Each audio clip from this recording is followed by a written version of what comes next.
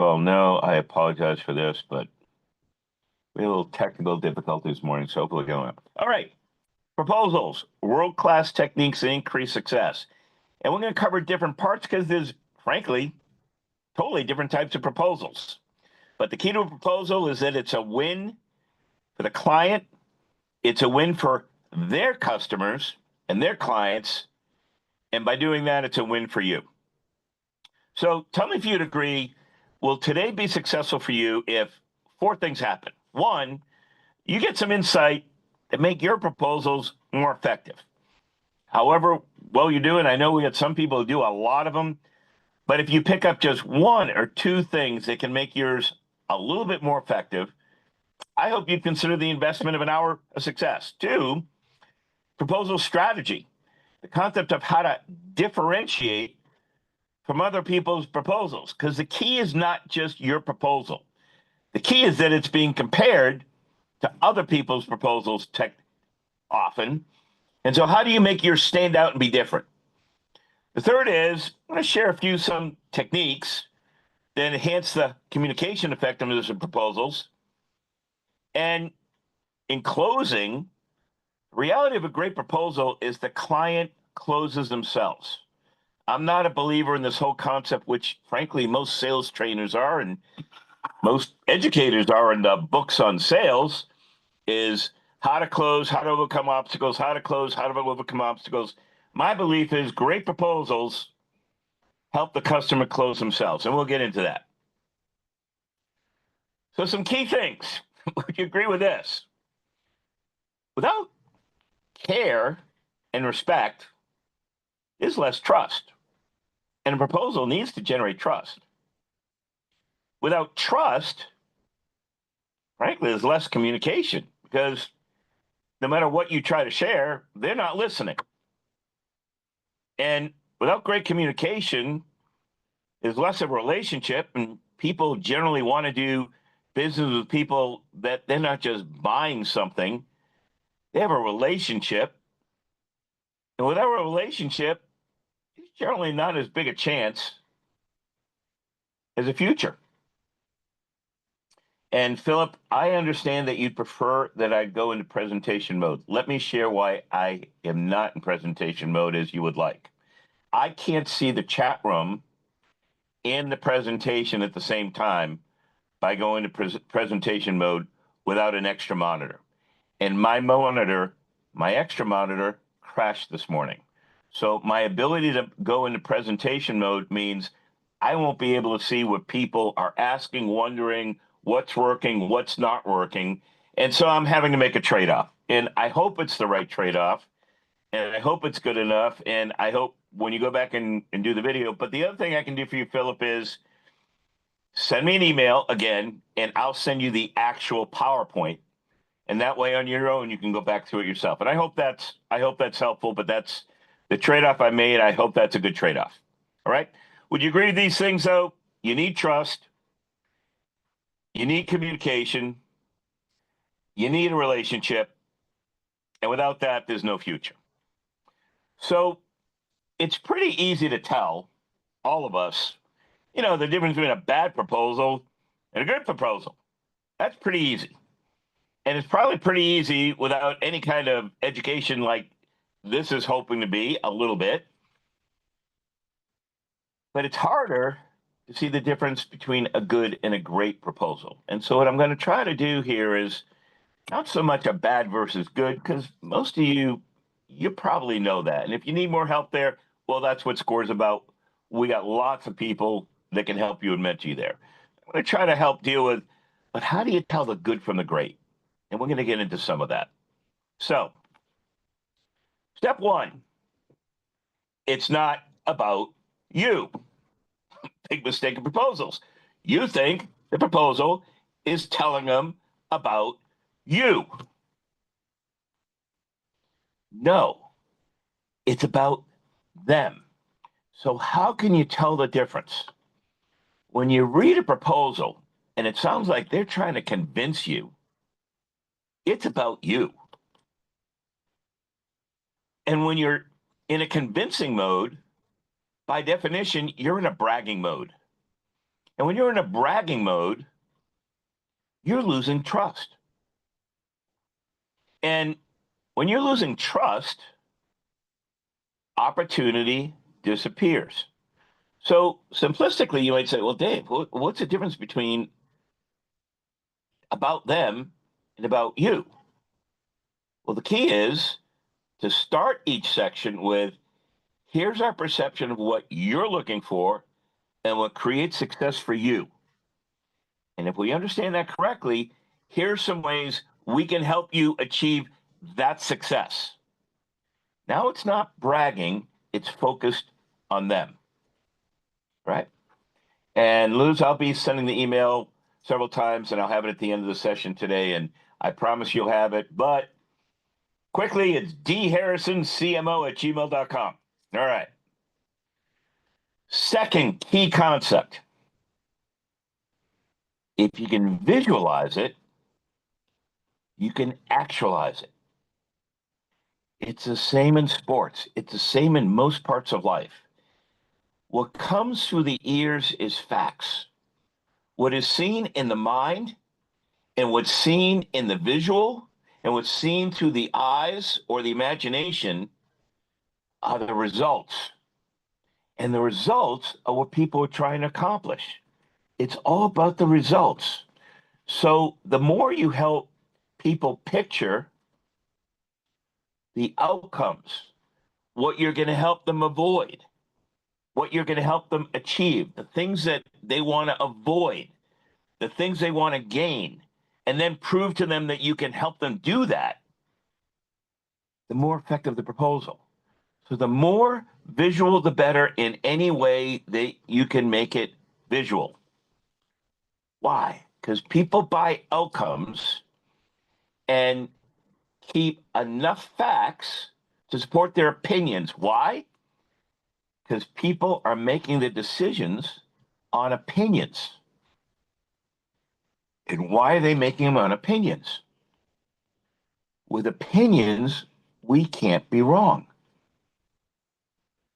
With facts, we can get called out. So a very important part of proposals and marketing and selling and anything you're doing. We like to think people are logical and making decisions on pure facts. So we bombard them with facts. What they're actually doing is taking the most important opinions that are important to them, help them achieve something or avoid something, and selectively remembering the facts that support that. Our opinions are driven by what we visualize in our minds and our eyes. Our eyes and our visualization shape who and what we trust.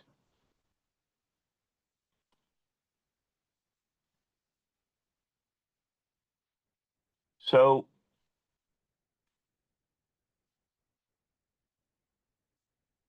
the more I help others to succeed, the more I succeed. And Ariel, I hope I pronounced it right, you ask, well, visualization is an outcome as described. What do you mean visualization, diagrams, and pictures? I mean both. Someone can tell a story. Picture someone telling a story at a campfire. It's still visualization. They help make it come alive. They describe the situation. They describe the emotions. It can be visualization actually through diagrams and pictures, but it can be individualization and visualization by how you paint that mental picture.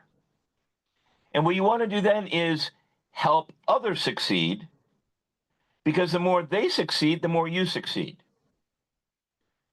Personally, the companies that I helped start, whatever, and two of them went over $1 billion off a very simple concept.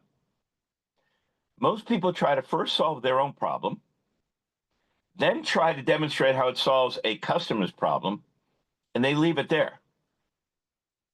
My secret sauce, frankly, is I try to understand my customer's problem and focus on solving that.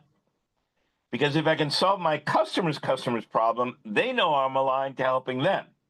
And if I help them solve their customer's problem, they're going to more likely to listen to what we have to say and how we can work together. And if I can solve my customer's problem and solve my customer's problem and still make money, I got a great business.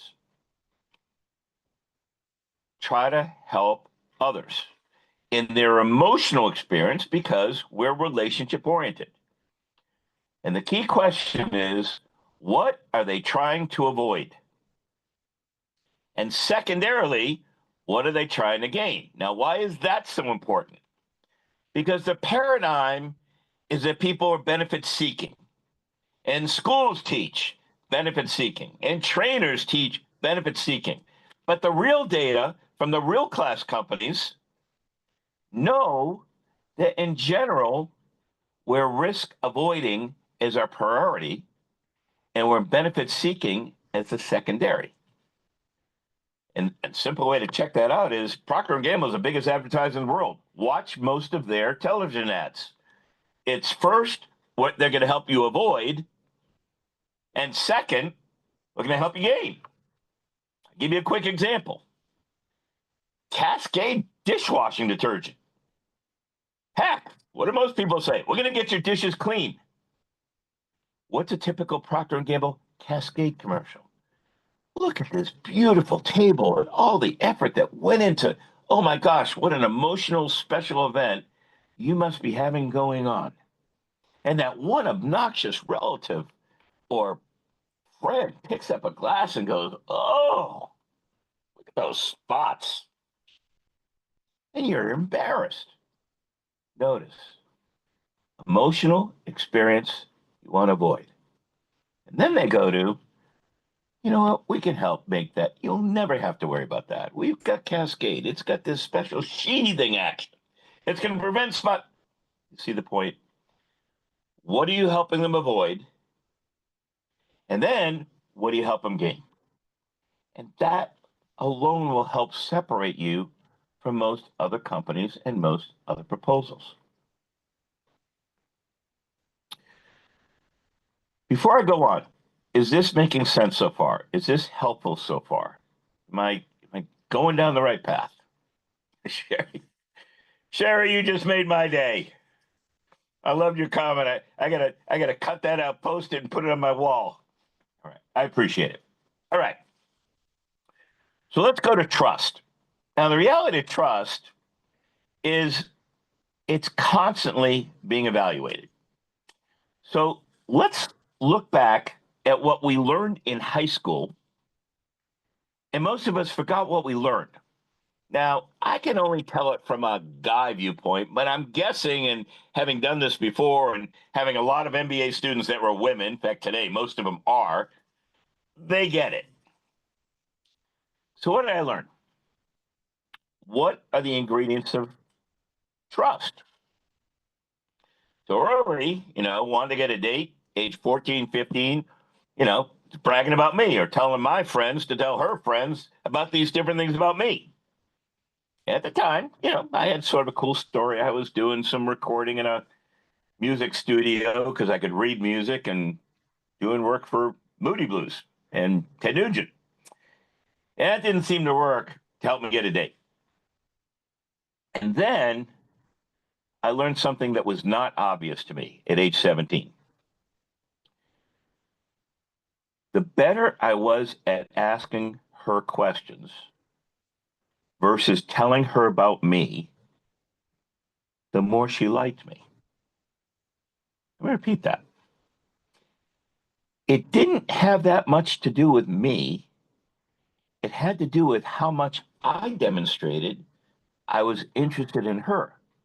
And not being a rocket science, I figured out that the key to relationships with, back then, girls were how good my questions were that demonstrated I really cared. And I was listening closely.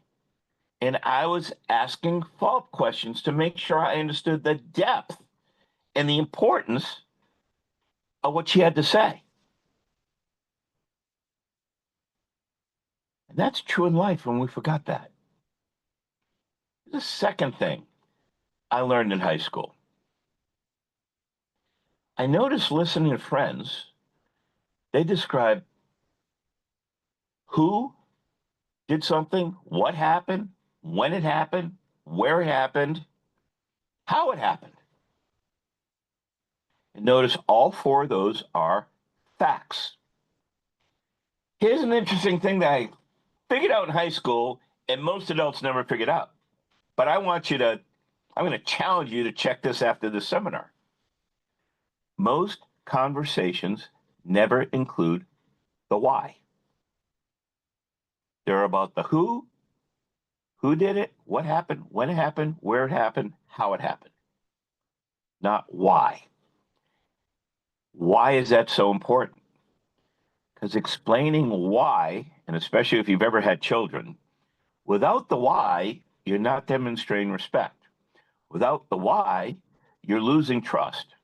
And without the why, it's less likely to happen. So a key in proposals and in general is recognize a human deficiency. We rarely explain why. Once you realize that, it improves relationships, it improves actions, it improves trust, and improves all those combined with sharing those mental pictures. And the next key one in all of this is share something they wouldn't expect. One of the most important communication words in business is the word even. Why? Because the word even says to the brain, the next thing I'm going to share is special. The next thing I'm going to share, you wouldn't expect. The next thing I'm going to share is interesting. And I'm going to share an example of how I even used it in this presentation. The fact that I used to record with Ted Nugent, then worked for his brother for 9 years at Johnson & Johnson, or the fact that I used to record with Moody Blues as a musician, I'm sure that was unexpected and frankly had nothing to do with this topic, but it had everything to do with this topic because it was totally unexpected. And my guess is if you ever see me do a seminar again, whatever, you're going to remember that. We tend to remember people, we tend to remember companies when it includes something we wouldn't expect. And then the key to strategy is the same word even. Because what the even does versus your competition is, and here's how we're different. Here's how we're different. So you always want to upfront figure out in your communication, what can you say behind the word even that your competitors don't do, but would be important to the customer to help them avoid something or gain something? Simple lessons. Success is not complexity, it's simplicity. All right, so before I continue, we're doing okay? We're doing well? You getting it? Helpful? All right, awesome. And I will show a couple of even statements, Hazel, with actual products I've been involved in. Actually, I'll do one right away. I'll do a couple right away. A couple of products I helped invent. So I can remember when I went to our team went to the chairman of the board, Johnson & Johnson, said, we want to launch a line of toothbrushes. I thought we were going to get fired because toothbrushes are $4 for $1. I mean, if there was a commodity, it's a toothbrush. And we said, yeah, we know. And he said, and by the way, where this word toothbrush came from? And I said, well, it was invented in Kentucky. And he said, how do you know? And I said, well, if it was invented anywhere else, it would have been a teeth brush. Oh, that was a quick joke. I'll move on. At any rate, I hope no one here is from Kentucky. Or it's just fun. Actually, I taught for Kentucky. I got to let that one go. At any rate, so we went to him. We said, okay, here's something interesting we found. We didn't know. It was out of research. And a lot of you may not realize, most cavities are in the back teeth. So we said, we want to go out with a brush. What do people expect from a toothbrush? Clean teeth, healthy gums. What wouldn't they expect? Most cavities are in the back teeth. New product. You know, you want the best for your family, right? You want to look out for your family, i.e., avoid risk. We have this new toothbrush. It's got these bi-level bristles. And the reason they're bi-level is so they can get under the gums for healthy gums and remove debris. But you know what? Most of those cavities that you're putting your children at risk, well, they're in the back teeth. So we didn't expect, even angled it like a dental instrument so it gets those hard to reach back teeth. We call it reach. Give you a second one. Help invent. Same concept. You know, you want to look out for your family. You want to look out for yourself. My guess is, you know, out of a toothpaste, you want healthy breath and you want to avoid cavities. Would that be fair to protect your family? Well, we got this special mouthwash in our toothpaste. So we've got this fluoride to prevent cavities, but we even have a special ingredient that keeps that tartar from building up. And you know what tartar is? When you go to the dentist and it's bleeding and it hurts and you hate going to the dentist, well, all those reasons you hate going to the dentist, we're going to help prevent that from happening for you. And we call it Colgate Tartar Control Toothpaste. Did you see the concept? A, what do they want to think of themselves? I'm a good mom. I'm a good dad. I'm looking out for my family. Well, how do I do that? Well, it's got to do these different things. I expect that. Yeah, but we even do this. Bang. If you don't have an even to put behind your product versus the competition, you're still a commodity. Okay. And Matthew, yes, you'll have access to the slides, you'll have access to the recording, and I'll hand it at the end of the presentation. Right? All right. So, two types of things going on here. One's a proposal, and one's a quote, and they have a lot of similarities. So I just want to talk about what are the difference. A quote focuses on costs. What I need. It says to the vendor, here's what I need from you. Most people are asked for a quote and deliver a quote. I recommend, even if you're asked for a quote, deliver a proposal. A quote is focused on cost. A proposal is focused on investment. Investment includes dollars and cents. It also includes hassles and emotions and time and all those other things. And here's how it can help you. And here's, even is, it's not only in addition to, but it's different than what people typically do. All right. So remember, it's all about a comparison.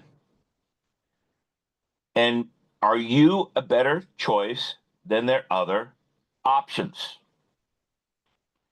They have options. So picture what they're trying to do.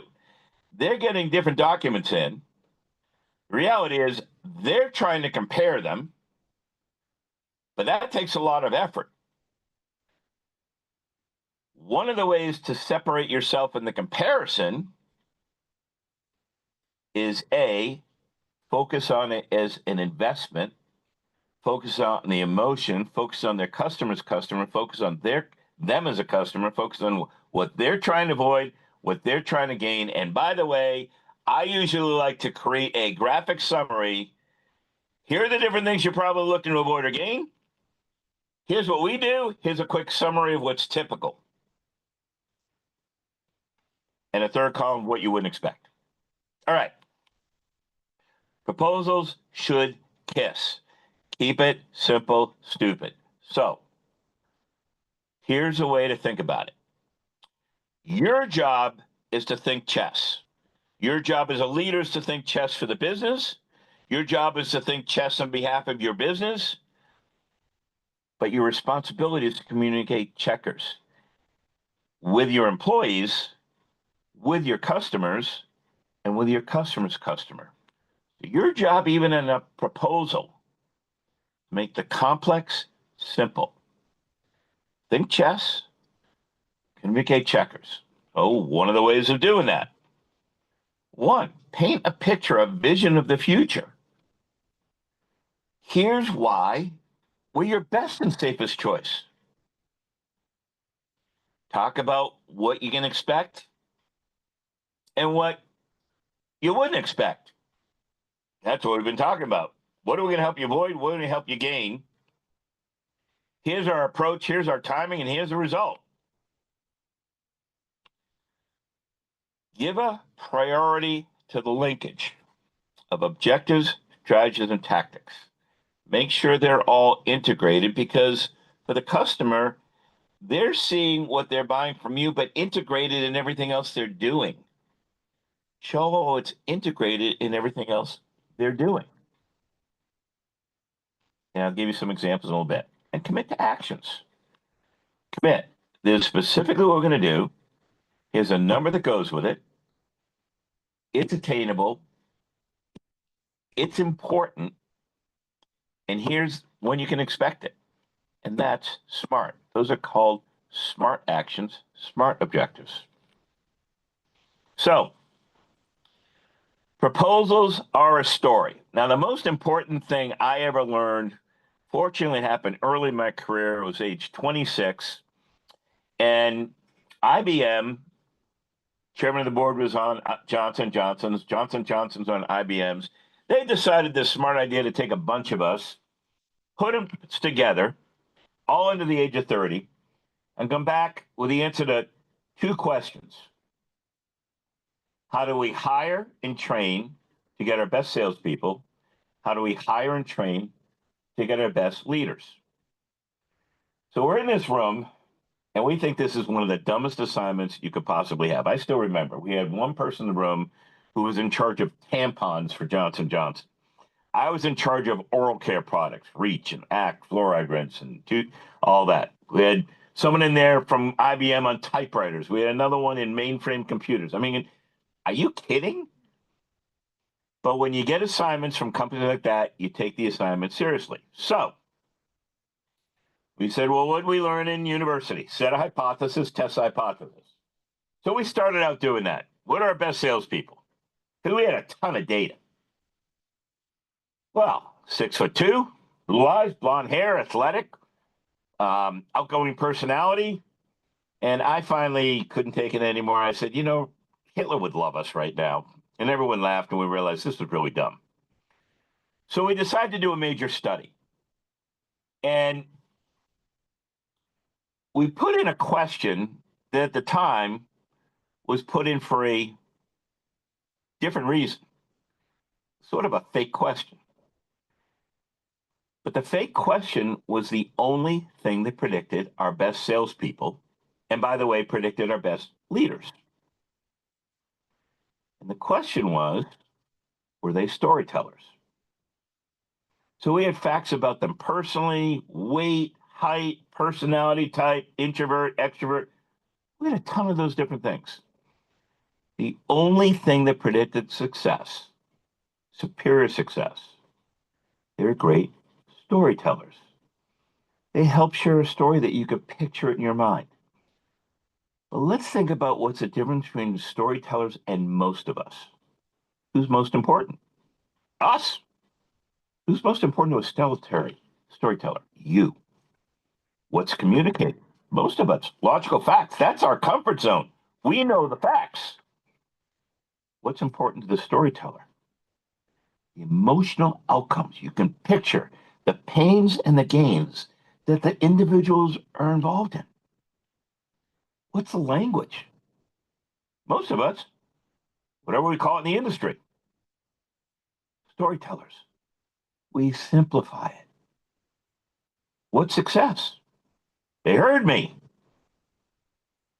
What's success to a storyteller? Understood me. And Bill, you're right. Case stories are one of the techniques of doing that. What's shared? Let me tell you about this. Storytellers, they engage you in the discussion. You're part of it. What's the focus? Most of us, the facts. Who, what, when, where, and how. Storytellers.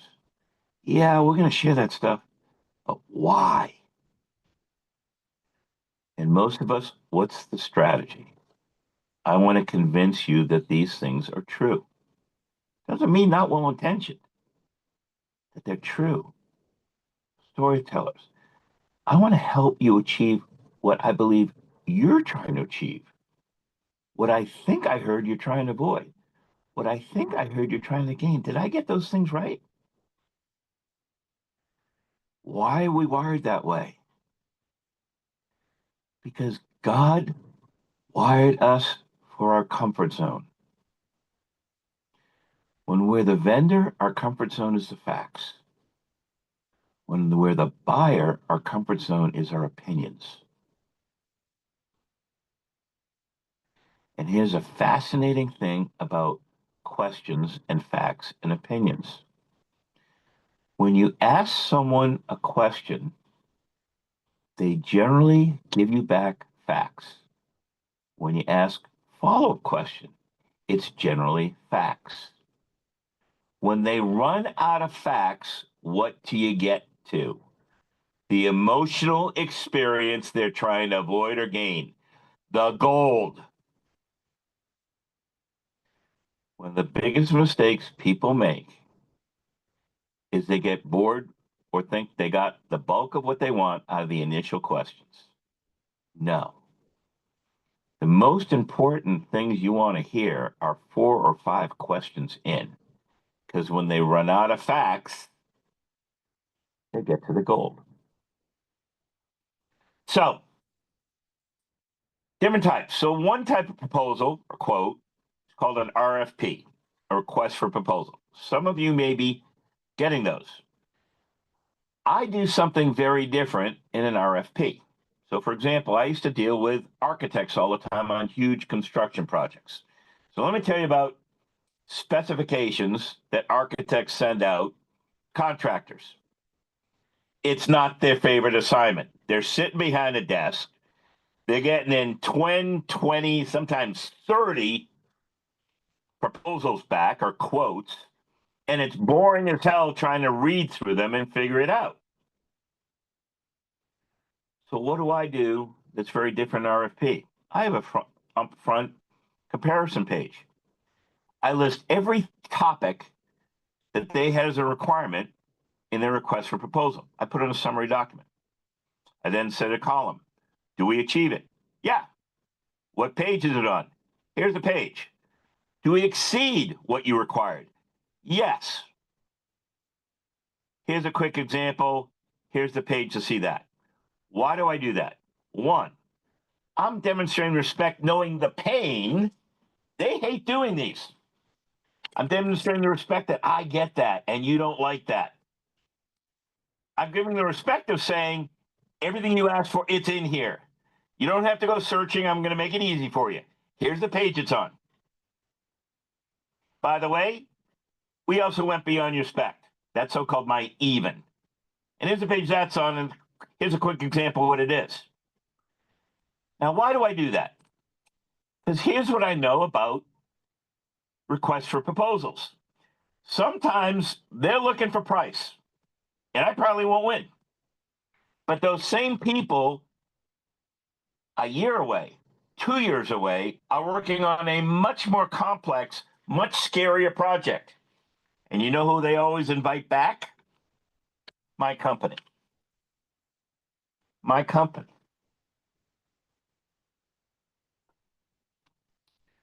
Here's another type. This was at Northern Kentucky University. Actually, this came out of a project I gave my students, MBA students, to, how do you deal with an incoming potential student? So what might you do? One way of doing it is compare and contrast on the things most important to them. So for an executive MBA program, quick graphically, what are they worried about? What they're going to cost? How long? Time to complete? And we did a quick comparison against the biggest competitor in the Cincinnati market, which is where NKU was. And guess what? this and a few other things we did in that team, we did the fastest growing MBA program in the whole Cincinnati area.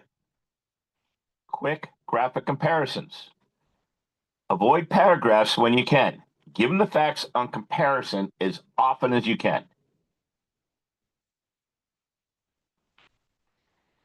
Demonstrate the experience. So this was from a software company I was helping out through SCORE. Imagine if you had a job cost for every project. Your profits are going to explode, and here's why. Right? At a quick glance, well, we estimate what actually happened, what was the profit, whatever. So it's demonstrating, then it's showing them a picture of a slide on a particular project. Demonstrate it. Notice, here's what's in it for you. Let me prove it to you graphically. And then through this graphic that says, did you notice you probably would have missed this, but it's a pretty important new discovery. Or raw material cost. What can we learn from it? Our labor cost was under. What can we learn from that?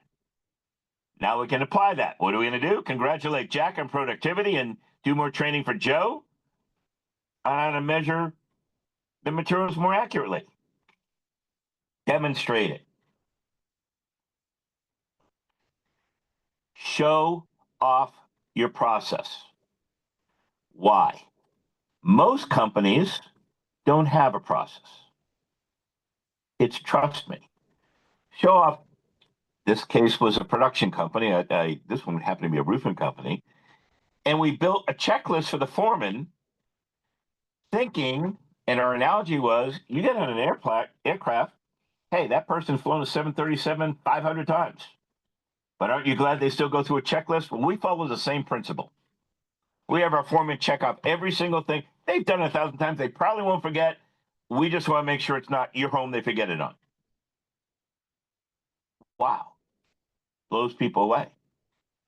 And then we give them to them as part of the closeout project.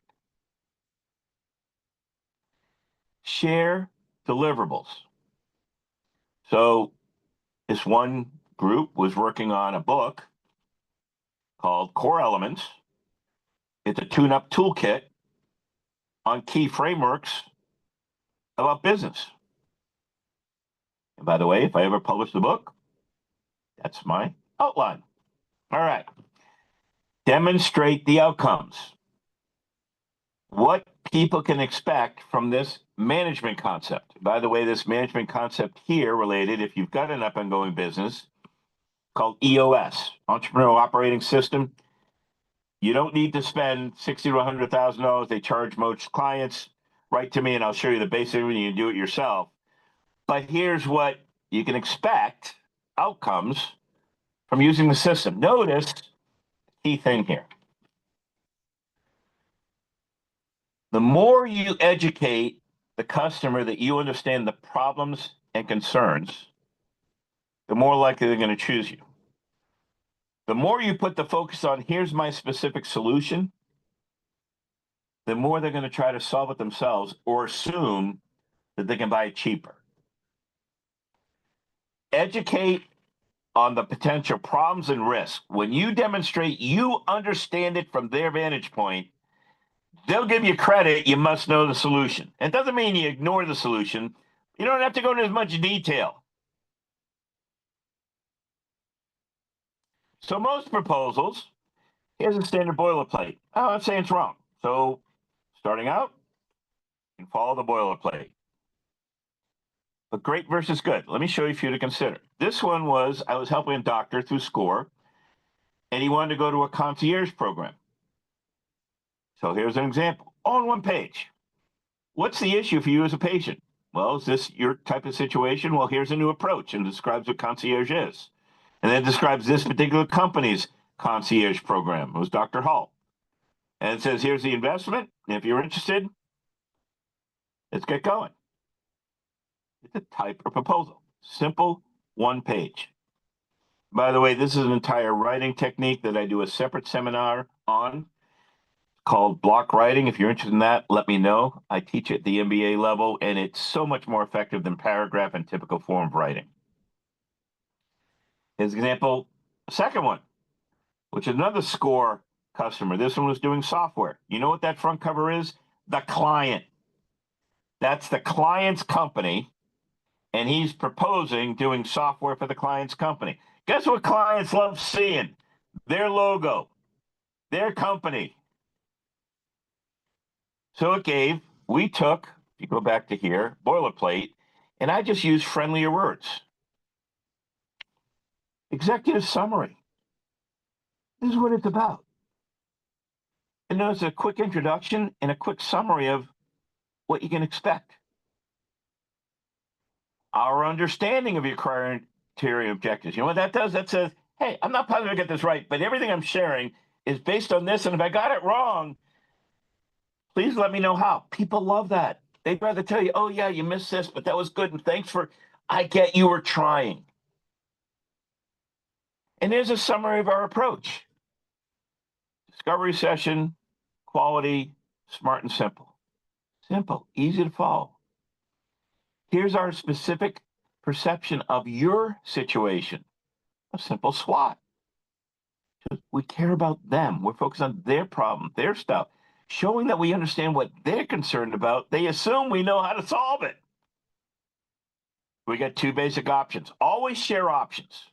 Why? The customer wants to make a choice. When you don't share options, you don't even realizing it, you're decreasing trust. Even if you're certain what they're going to choose, always show an option. And then a summary of all inclusive. Here's everything. And this is like, I call this Jiffy Lubing it. It's in the back. It's just a bunch of detail. Not answers, situations. Here's our methodology. Notice the methodology is a quality assurance checklist. It's a list of things we check to make sure it's right. Notice there's not a lot of detail. They're concepts. They're concepts tied to we understand your need and the suggested timeline, and make it fun and make it graphic. And now we finally are talking about us. And here's your investment and the legal stuff. Call it the legal stuff and stick it in simple, small print. So, accept or no, but I want to talk to you anyway. Notice is no. Notice how conversational all of this is. And then ask the questions on pricing. My rule of thumb is I always have a good, better, best. I don't call it that, but I have a good, better, best. So what have I learned? There are always people going to buy on price, and even if they're not price oriented, less services have it. If they want it, fine. Most people buy the middle. They think of it as the safest. Some people always want the best. So I target my proposals at the middle. Your best and safest, and I usually call it, this is our most common, this is the most common choice. This is the more popular choice. You would say popular. So I have a premium that's got it all, but I'm really primarily trying to sell the most popular choice, and then I have a lower end option. Right? Make the cover about them. This is a home improvement company, actually one I partly own. All right. And it's all about them, and it's focused on them. But notice it also reinforces about us. We're the number one most trusted. We've got an attorney pledge guarantee that's so much better than anybody else's. We do what we focus on us and focus on our benefits. And we have an executive summary. And here's our understanding about them. And here's our basic approach. And here's what we're going to deliver. And here's a summary of what to expect. And notice quick comparison. Here's what you're looking for. Here's the risk you're trying to avoid. Here are the details and how what we do and how that compares to industry standard. Quick summary, tons in it, They don't read it all. They don't memorize it all. It just sort of kept, why would I want to take a risk? And at the end of the day, most decisions are avoiding risk. Here's a schedule. Here's our checklist to make sure things go right. And here's a warranty that no one else offers. You know why we can offer it? Because we're the very best. In this particular case, I'll share what it is. You know, if you've ever bought a roof, they usually, 2 years, if you understand it, that the contractor is guaranteeing it. And the manufacturer says they're guaranteeing it for 50 years, but they're really guaranteeing it for 10 to 12 because there's all sorts of ways to get out of the warranty. We do things right. I'd rather play the high end. So you know what we then say? Because we took the high end, our warranty is simple. It's on one page. No legal detail, no legal anything. We stand behind it be all. Because we get the best people, we pay them the best, we buy the best material, we do the best training, we have the best safety, we're the best in everything we do. We're not the cheapest, but you have zero risk. And the legal stuff. So I hope you got some insights today. They're going to help you. You're probably going to get an evaluation document from SCORE asking you your thoughts about this. And I'm going to put down here again, 1 second. You can reach me at David Harrison at, oh, damn, I forgot my, there it is. It's at the bottom. My personal one is this one.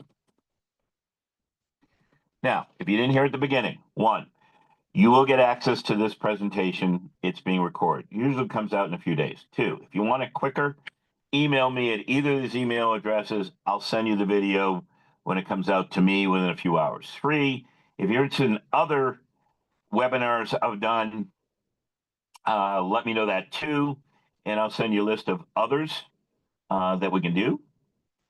And I open it back up to you, but I want to share on my behalf. I really appreciate you all being here today.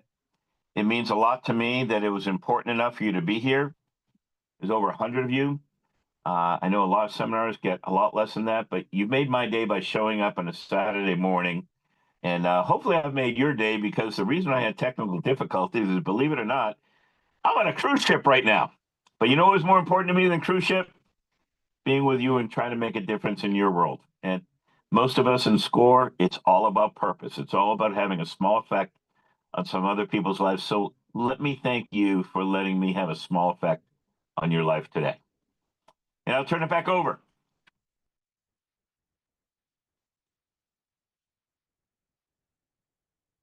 All right.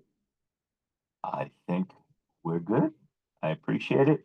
And if I can help in any way, I look forward to hearing from you. And you'll never forget me now. Remember the even. Have a good time, everybody. Thank you. Thanks for being here. And to reiterate one more time, folks, before you go, this will be available to you in a few days so that you can then download it and watch it one more time. Thanks for attending. We'll talk to you soon. Thank you.